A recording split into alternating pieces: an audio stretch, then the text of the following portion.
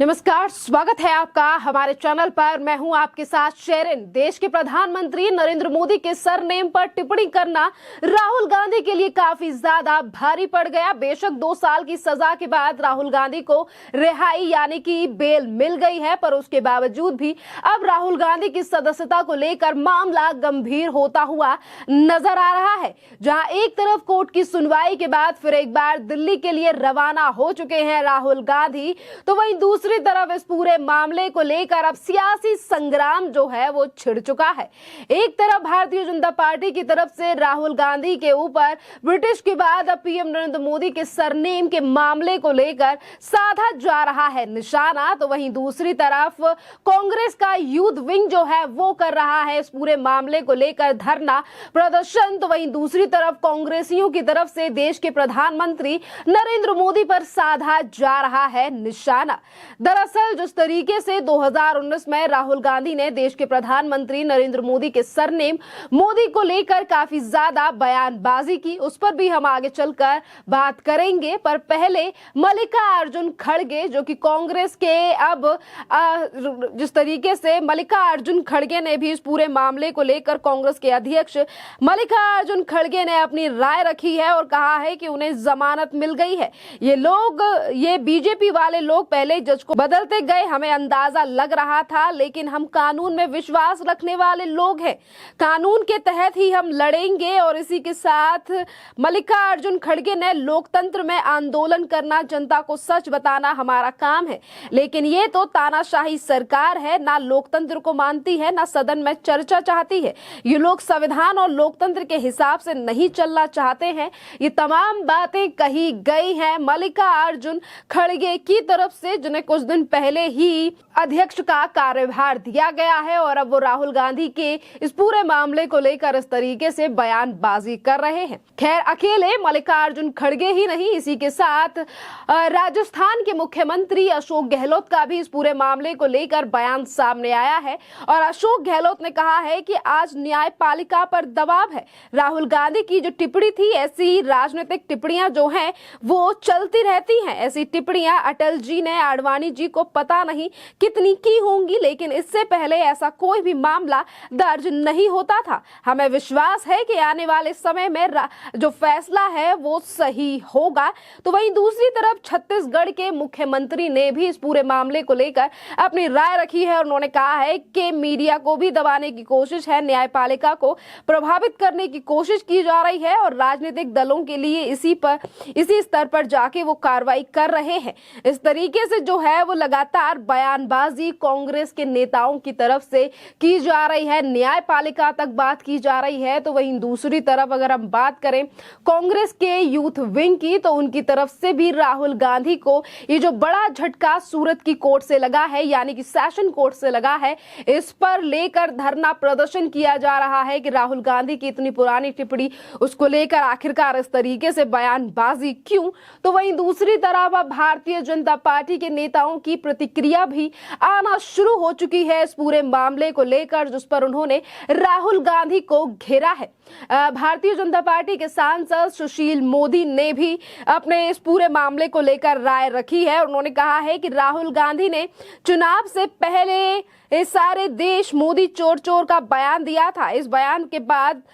Modi surname रखने वाले कई लोग उनके खिलाफ मानहानि का केस दर्ज कराया। सूरत जिला अदालत के साथ ही बाकी अदालत में भी उन्हें सजा सुनाई जानी चाहिए और ये बात कही गई है सुशील मोदी की तरफ से, यानी कि उनका कहना है कि तमाम ऐसे और मामले हैं राहुल गांधी के ऊपर, चाहे फिर वो मोदी चोर हो या फिर मोदी के सरनेम को लेकर जो बयानबाजी राहुल गांधी ने की हो। तमाम जो मामले अलग अलग कोर्टों में राहुल गांधी को लेकर चल रहे हैं, उस तभी मामलों पर कोर्टों को जल्दी फैसला और इसी तरीके का फैसला सुनाना चाहिए, ये भारतीय जनता पार्टी की तरफ से अपील की गई है। और इसी के साथ अगर हम बात करें भाजपा के पूर्व विधायक और गुजरात के पूर्व मंत्री पुणेश मोदी ने राहुल गांधी के खिलाफ ये जो है मानहानि का जो मामला है वो दर्ज कराया था और उनका भी आरोप था कि राहुल गांधी ने मोदी के उपनाम के खिलाफ गलत टिप्पणी के समूचे मोदी जो समुदाय है उसका मान घटाया है और उनको लेकर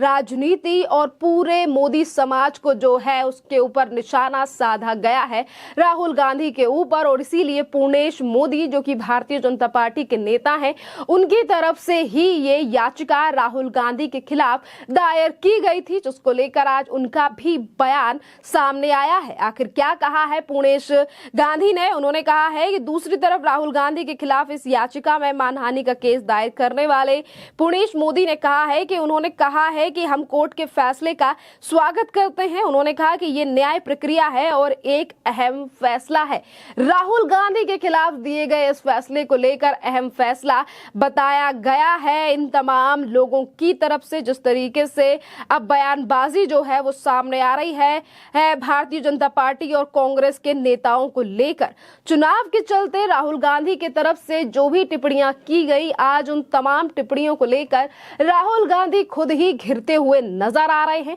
क्योंकि आज सेशन कोर्ट की तरफ से जो 2 साल की सजा और राहुल गांधी को दोषी ठहराया गया, ये कहीं ना कहीं एक बड़ा झटका दे सकते हैं राहुल गांधी के लिए 2024 में होने वाले लोकसभा चुनावों के लिए। खैर, जिस तरीके से कांग्रेस के अध्यक्ष मल्लिकार्जुन खड़गे ने कहा है कि वो इस पूरे मामले पर जो है वो कोर्ट का साथ देंगे, यानी कि न्यायपूर्वक तरीके से लड़ाई लड़ेंगे, तो अब सेशन कोर्ट के बाद अब बेल तो मिल चुकी है राहुल गांधी के लिए, पर अब उस पूरे मामले को लेकर वो हाई कोर्ट और सुप्रीम कोर्ट का दरवाजा खटखटा सकते हैं, क्योंकि यही मामला जिसमें राहुल गांधी को दोषी करार कर दिया गया है कोर्ट की तरफ से, 2 साल की सजा सुना दी गई है। बेशक उन्हें अब बेल मिल चुकी है, पर अगर हम चुनावों की बात करें कि जिन चुनावों के लिए राहुल गांधी ने 4 से 5 महीने तक देश में की भारत जोड़ो यात्रा और देश की केंद्र सरकार पर साधा निशाना, और अगर राहुल गांधी इसी तरीके से अगर यही मामला जो है वो लंबा चला, तो शायद 2024 का चुनाव लड़ना भी काफी ज्यादा कठिन पड़ सकता है राहुल गांधी के लिए। और जो राहुल गांधी बनना चाहते हैं देश के प्रधानमंत्री, क्या वो सांसद भी रह पाएंगे या नहीं, तमाम इस तरीके के सवाल हैं जो आज गूंज रहे होंगे राहुल गांधी से लेकर कांग्रेस के तमाम नेताओं के मन में, क्योंकि राहुल गांधी का बेशक वो सिर्फ एक सांसद है, पर पद उनका कांग्रेस में काफी ज्यादा ऊंचा है। और यही बड़ा कारण है कि एक तरफ अगर गुजरात के सूरत में सुनाई जाती है सजा और ठहराया जाता है राहुल गांधी को दोषी, तो उसका असर जो है वो देश की राजधानी में देखने के लिए मिलता है। जिस तरीके से यूथ कांग्रेस की तरफ से उसी समय पर धरना प्रदर्शन और नारेबाजी केंद्र सरकार के खिलाफ शुरू कर दी गई, और वहीं कहा गया कि राहुल गांधी को सिर्फ फंसाने का प्रयास किया जा रहा है। खैर, कोर्ट अपना फैसला सुना चुकी है। कांग्रेस और राहुल गांधी का अगला स्टेप क्या होगा इस पूरे मामले को लेकर, इस पर सभी की नजरें टिकी हुई हैं, क्योंकि भारतीय जनता पार्टी भी अब इस पूरे मामले को लेकर हमलावर है राहुल गांधी के ऊपर, क्योंकि इससे पहले भी अगर सदन में मुद्दा उठाया जा रहा था तो वो था ब्रिटेन में राहुल गांधी के द्वारा दिए गई वो टिप्पणी, जिसमें उन्होंने भारत के लोकतंत्र को लेकर उठाए थे तमाम सवाल और विदेशी देशों से हस्तक्षेप करने की थी मांग, चाहे फिर वो ब्रिटेन हो या फिर अमेरिका। आज उस बयान